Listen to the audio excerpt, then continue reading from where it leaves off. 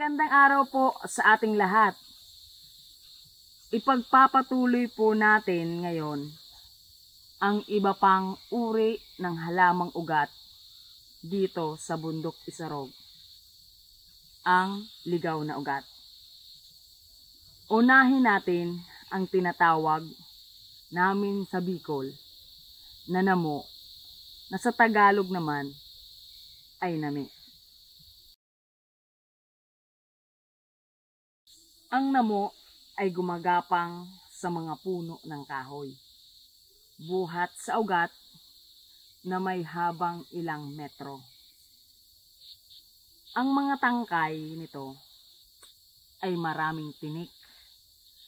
Ang kanyang dahon ay hugis puso. At ang kanyang ugat ay may dilaw na katas. Pag ang namo ay nasa tama ng panahon na anihin, ito ay umaabot hanggang sa 15 kilo. Isang palatandaan po ito ay handa ng hukayin ay kapag ang dulo ng tangkay ay hindi na patungong baba, kundi po taas.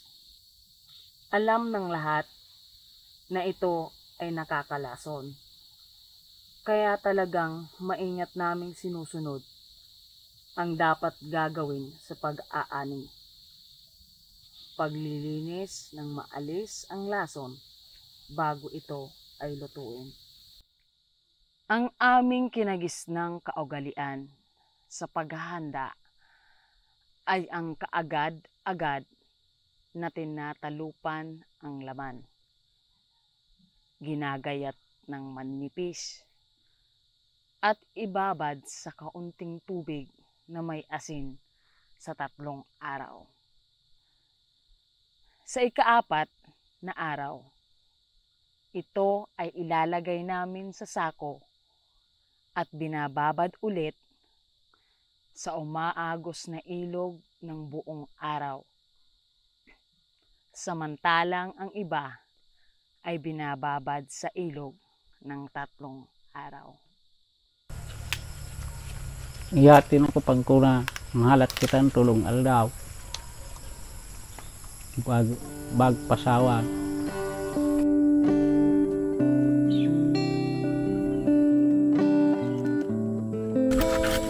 Anong punit kapasawa na tulong aldaw naman. Tapi di dalam pasawa luas ng tubig.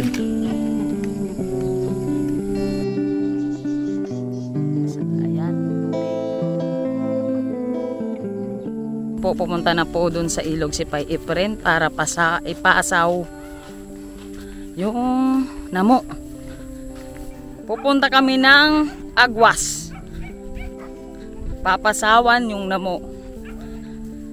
Alam nyo po ba ang namo dito sa amin? Kapag walang bigas,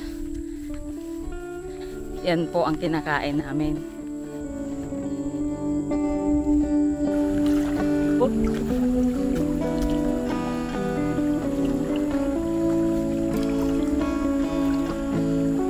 Mga anong oras po natin yan pa Efren kukunin?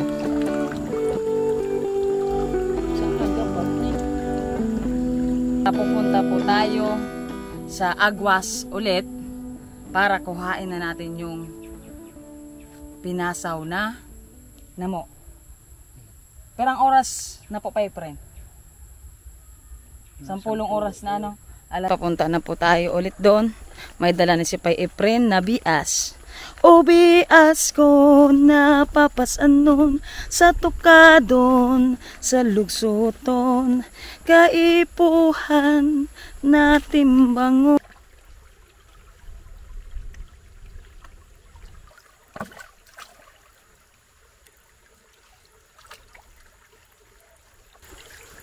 Pasaw na.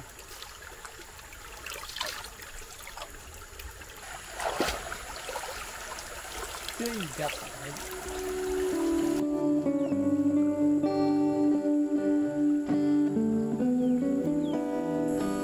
kakado na naman.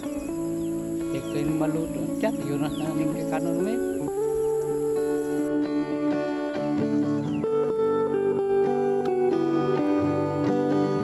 Isa sa palatandaan kung ito ay wala ng lason ay kung ang isda sa palibot nito sa ilog ay buhay. Ang hinuhugasang namo ay handa ng lutuin. Subalit, kung marami ang naani, pagkatapos ng ito ay nahugasan na, binibilad namin ang mga ito sa init ng araw nang hanggang matuyo at iniimbak ng ilang linggo o buwan. Binabayo ang tuyong-tuyong namo ng aming gilay o lola, linulutong kalamay o suman. Gustong-gusto naming kainin ang malagkit na ninagang namo sa gata ng niyog o kinakain naming may kinayod na niyog ang linaga. Ito ang pagluluto namin ng namo. Ang hindi namin alam, sa ibang bansa pala, maliban sa kalamay na luto ng aming lola, ito pa ay hinuhurnong mamon at iba-iba pang masasarap na lutuin na para sa amin ay pangarap lamang. Ang kaalaman namin dito sa namo ay bahagya lamang. Nang tanungin ko ang isa sa pinakamatandang giloy sa tribo kung ano ang alam niyang sakit ang mapapagaling ng namo. Ang kanya pong sagot ay, ito daw ay ang pangunahing gamot sa matinding gutom. Tama nga po naman. Ang sagot naman ng isang giloy, gamit daw nila ang katas sa mga sugat ng hayop na gamit sa bukirin gaya ng kalabaw. At pinapahid nila ang katas ng namo sa dulo ng sibat at pana gamit nila noon sa pangangaso. Gayon din sa pamuksa ng mga peste sa tinanim at pagkukulay ng hibla ng abaka. Labis-labis na hinding-hindi makapaniwala para sa amin sa ngayon na sa dalubhasang pananaliksik ng mga laboratorio ng gamot, natuklasan nila ang mahalagang bahagi mula sa ligaw na namo. Nagamit pala ito sa iba't ibang uri ng mga gamot gaya ng pampakalma, kontra namumula, at marami pang iba. Na ang lunas ay katulad din kung ihahambing sa iba't ibang mga kasalukuyang kilala nating mga gamot. Hindi namin akalain na ito pala na nandito lang sa amin sa isarog na bubuhay ang ligaw na napakahalaga pala ng saysay. Ang kwentong ito ay tunay na karanasan ng aming giloy at kilay. Noon daw nakaraang digmaan nang sakupin ng mga dayuhang mandirigma hanggang sa bundok Isarog. Labis daw ang takot nila nang pumasok sa kanilang maliit na kubo ang ilang sundalo na may dalang bayoneta. Siguro sila ay gutom na gutom. Kasi inutusan ang aming gilay na lutuin ang nakitang isang tambak na bagong hukay na namo. Sa takot noon ng aming gilay, lalo na't dahil hindi nila maintindihan ang salita ng mga galit na sundalo, sinunod nila ang mga utos nito. Siguro sa sobrang gutom ng mga sundalo, kinain nila lahat ang linagang namo. Nang hindi tumagal, lahat sila ay nahilo. Pagkakataon na nakatakas at nakapagtago ang aming gilay at giloy, kasama yung mga nakatira sa malapit. Purple yam na kilala sa amin bilang ube ay isang matamis na halamang ugat na katutubo sa buong bansa. Ganoon din dito sa amin sa bundok Isarog. Kilala din ito dahil sa matinding lilang kulay na may banayad na tamis at malasang lasa. Ang halamang ugat na ito ay nabubuhay saan man kahit dito sa bundok Isarog. Gustong gusto nito ang lilim na lugar sa ilalim ng mga puno o mga puno ng niyog din. Ang mga ugat nito ay matatag maski na sa bagyo at hindi nasisira sa lupa ng mahabang panahon. Patuloy itong nabubuhay mula sa kahit maliit na piraso ng ugat na naiwan sa lupa. Paglipas ng 10 buwan sa pagtanim, ito ay handa na ulit hukayin. Karaniwang sa buwan ng Disyembre. Malad-palad na ubi. Ang dahon niya nagsisimula pa lang na sumibol.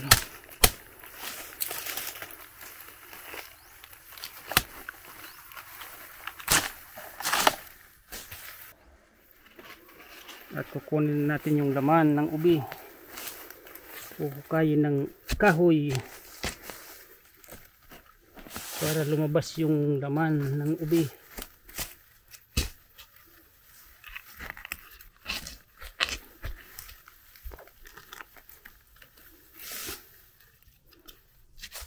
Ito talaga ang gawain ng mga agta.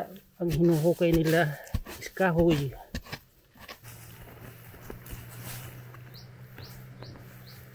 Medyo malaki-laki na.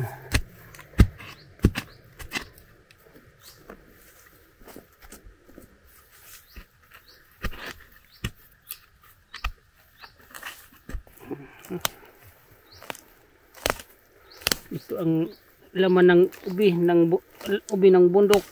At ano po yung pangalan ng ubi na yan? Ang pangalan ng ubi na to is malad-palad dito sa Bicol. Malad-palad. Para siyang kamay. Oo. Para siyang kamay ang ano niya, ang disenyo. Ang laman niya hindi naman talaga purong ubi. Sa balat lang ang ubi. Yan ang pinakalaman niya. Hinahanda namin ang ube sa simpleng pagluluto. Kasama ang iba pang mga halamang ugat gaya ng gabi, hinog na saging, saba at langka. Niluluto sa gata ng niyog at tamis. O kaya naman, linuluto namin itong suman na balot sa dahon ng saging. Kabilang ito sa aming mga paborito. Sa ngayon, ang ube ay tanyag sa pagluluto, hindi lang dito sa bansa, dahil ito ay maraming pwedeng gamiting sangkap na angkop sa iba't ibang lutuing mga panghimagas dahil sa katamtamang tamis nito. Namangha akong tingnan ang mga larawan ng iba't ibang lutuin gamit ang ubi bilang pangunahing sangkap, tulad ng ubi cake, cheesecake, ubi crinkles, ice cream, shakes, donut, tarts, jam, at iba pang mga uri ng pastry o ang aming tanyag na halo-halo. Natawag namin itong ibang uring pananim na ugat sa Bicol bilang amiris o kilalang tugi sa ibang bahagi ng Pilipinas. Ito ay isang baging din na may hugis pusong mga dahon. Ang baging nito ay may maliliit at pinong balahibo, gayon din ang kanyang mga murang dahon. Mula sa isang puno ng baging, maaari kaming mag-ani ng halos 20 ugat at ang ligaw na uri din gaya ng tawag sa aming burot. Mas marami at malalaki pa ang aming nakukuha sa isang puno. Ang laman ng amiris ay pahaba, may balahibo din, kayumanggi at maninipis ang balat na madali pong talupan pagluto na. Samantalang ang laman nito ay maputi, may kaunting lagkit, at ito ay may sariling malinamnam na lasa. Kakangkan katutubo. Sangon yan, kulang na ini, kaya sangon yan, naasikaso min tigukulture mi na sa may harani kang harong. Tanganing ma-preserve itong mga pagkakangkang panahon na dahil nangon yan nahiling sa syudad o kaya sa mga tindahan para maitukdo mi sa samuyang mga pamilya na saro ini sa mga kinukuha hanggang panahon nin pansuporta sa pagkabuhay kang saron agta, lalo na igdi sa part kang katagbakan in guwa. Dahon niya, uni po ang dahon, tapos mabibisto mo sinda na saro ning kamiging o kay amiris. Ang puon, ang pinakapuon diya sa may balagon, igwas siya ning tunok na duwa in sa may harani kang dahon niya. Kakaluton mo diyan sa puon, makukuha mo na sila man. Nguningan ubi pa oh. Ano sila man idi. Kundi saradit ko ang laman.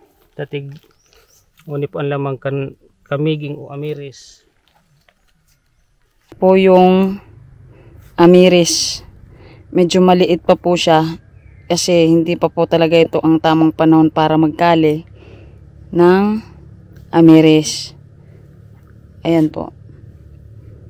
Ang amiris, sangon yan po sa radit sinatabag on transplant.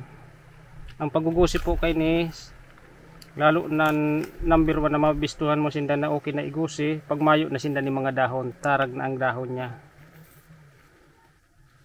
Sangon yan kaya, puro unan pa lang kang pagdahon ninda. Mga pirang taon na po, pwede sindang mga 1 year, ang pinaka maray na paggugusi kay ng amiris. Amiris or kamiging. Kamiging. Apo. Mas bistado kaya sa part kang Bicol ang amiris. Sa part naman kang Katagalugan is kamiging.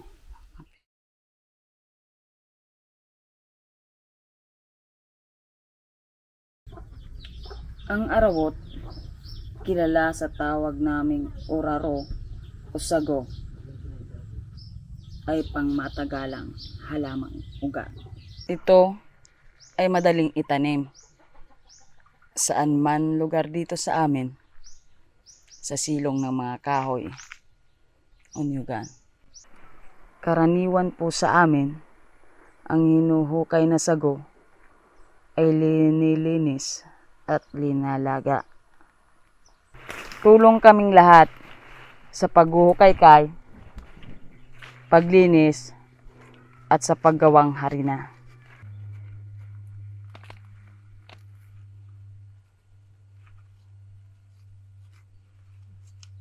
Kapag marami po itong dahon, iyan po ay tanda ng malalaki ang kanyang puting ugat. Ito ay may puti ding bulaklak. Samantalang ngayong panahon, ang harina ng uraro ay isa sa pinakamahalagang sangkap sa paghurno ng masarap na biskwit, sorbetes, o sa iba pang lutuing may sarsa. Ito po ang uraro. Isa po siya sa mga pagkain ng mga ninuno namin. Inabot ko po doon sa aming mga ninuno ang pag-process ng uraro, isinasaing, at saka pag sinaing mo na siya, tinatanggalan mo ng balat and ididikdik mo lang sa asin, pwede na siyang kainin. Ang uraro po, siya rin po ang itinuturo namin sa mga supling namin ngayon para kung sakaling sila na ang magkaroon din ng supling, maituro din nila ang uraro ay isang alternatibong pagkain ng mga IP dito sa taas ng Isarog. Kakaunti na lang ang nakakaalam nito na kainin at kakaunti na rin ang tumutubo na uraro. Ang uraro hindi lang siya pagkain, pwede rin siyang pangdikit ng papel kung sakaling mayroon kang ididikit na papel sa dingding. Ito ay binababad namin sa mainit na tubig upang alisin ang mga nakabalot na hibla. Maliban sa pagkain, itong uraro ay gamot din sa mga sakit sa balat, sa kagat ng mga insekto, masakit ang sikmura, at sunog sa araw, at iba pa. Napakasarap itong kainin, gaya din po ng ibang halamang ugat, dahil sa taglay nito ang sariling katamtamang tamis. Ito ay aming binabayo upang madaling ihiwalay ang harina sa hinuhugasang mga hibla. Baka na. Bakit takiraway? Ang nakukuha naming harina buhat sa uraro ay linuluto naming suman, kalamay, at gamit din namin sa pag-aarmirol ng ibang damit. At gayon din, pwede itong ihawin at pwede na agad kainin, kagaya ng mga batang ito. Sana po nasiyahan kayo sa aming pinakita. Ang susunod po nating matutunghayan ang pag-aani namin ng tuba. Sama po ulit tayo.